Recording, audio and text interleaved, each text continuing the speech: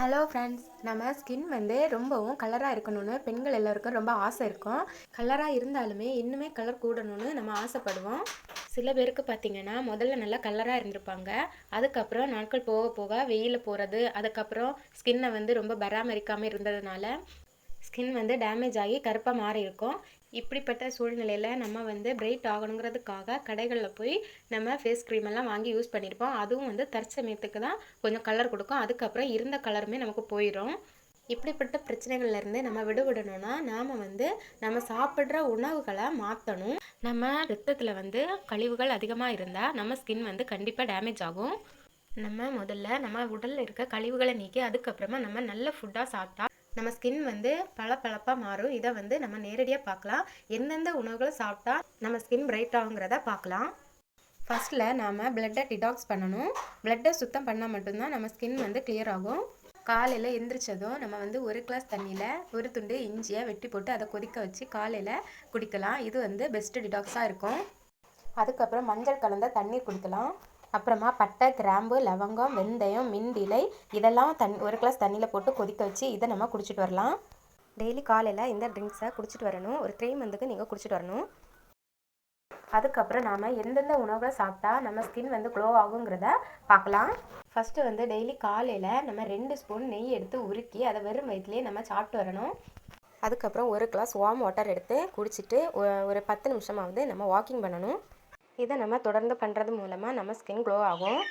ரெண்டாவதாக ஆரஞ்சு நம்ம டெய்லி உணவில் எடுத்துக்கிட்டோன்னா நம்ம ஸ்கின் பிரைட் ஆகும்.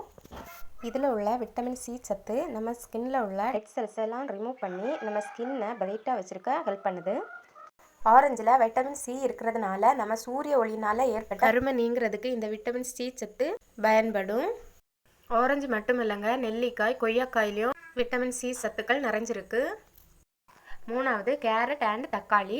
கேரட்டையும் தக்காளியும் நம்ம சமைக்காமல் அதை ஆவியில் வேக வச்சு சாப்பிடும்போது அதில் இருக்க சத்துக்கள் நம்ம உடம்புக்கு அப்படியே கிடைக்கும். கேரட்டை வேக வைக்கும்போது அதில் தேங்காய் எண்ணெய் இல்லைன்னா நெய் சேர்த்து நம்ம வேக வச்சு அதை அப்படியே சாப்பிடும்போது நம்ம உடலுக்கும் ஆரோக்கியம் கிடைக்கும். நம்மளோட ஸ்கின்னும் சீக்கிரமாகவே பிரைட் ஆகும். அதுக்கப்புறமா பார்த்தீங்கன்னா திராட்சை பழம்.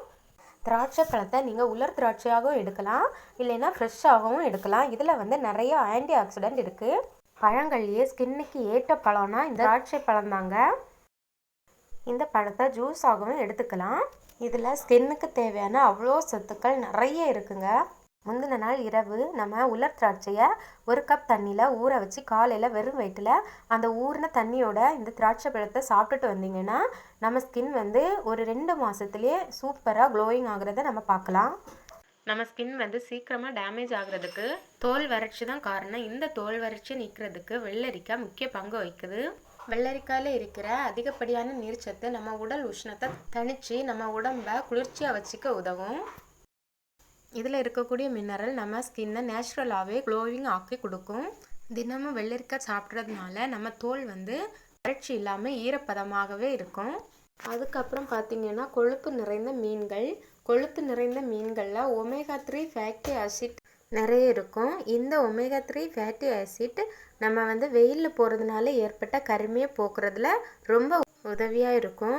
மத்தி, சூறை போன்ற மீன்கள் நம்ம அதிக அளவில் எடுத்துக்கலாம். இது நம்ம ஸ்கின் டேமேஜிலிருந்து நம்ம ஸ்கின்னை பாதுகாக்குது.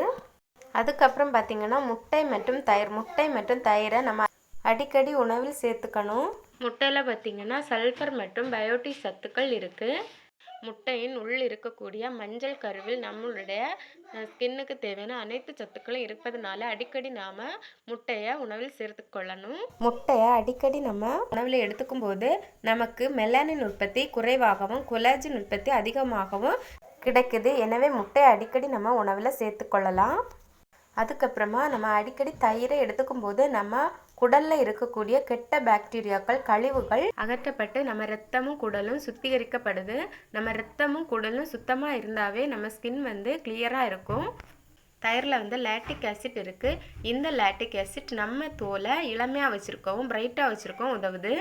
அதுக்கப்புறம் நம்ம தினமும் க்ரீன் டீ குடிக்கலாம். இதில் இருக்கிற ஆன்டி இன்ஃப்ளமேட்டரி நம்ம ஸ்கின்னில் உள்ள அழுக்குகளை நீக்கி ஸ்கின்னை இளமையாக வச்சுருக்க உதவுது. ஸோ தினமும் நம்ம காலையில் வெறும் வயிற்றில் க்ரீன் டீ குடிக்கலாம். அதுக்கப்புறமா பார்த்திங்கன்னா நட்ஸ் அண்ட் சீட்ஸ் எடுத்துக்கிறதுனால நம்ம தோல் சீக்கிரமாக சுருங்காமல் இளமையாக இருக்கும். இந்த விதைகளில் வைட்டமின் இ நிறைய இருக்குது. இந்த விட்டமின் இ நம்ம ஸ்கின்னுக்கு தேவையான போஷாக்கை தந்து நம்ம ஸ்கின்னை இளமையாக வச்சுருக்க உதவுது. இந்த நட்ஸ் அண்ட் சீட்ஸ் சாப்பிட்றதுனால உடம்பு எப்போதும் ஈரப்பதமாகவும் போஷாக்காகவும் இருக்கும். இதனால் தோல் சீக்கிரமாக சுருங்காது. டெட் செல்ஸ் உருவாவதையும் இது தடுக்குது. தினமும் இதை ஒரு கைப்பிடி அளவு நம்ம சாப்பிட்டுட்டு வரலாம்.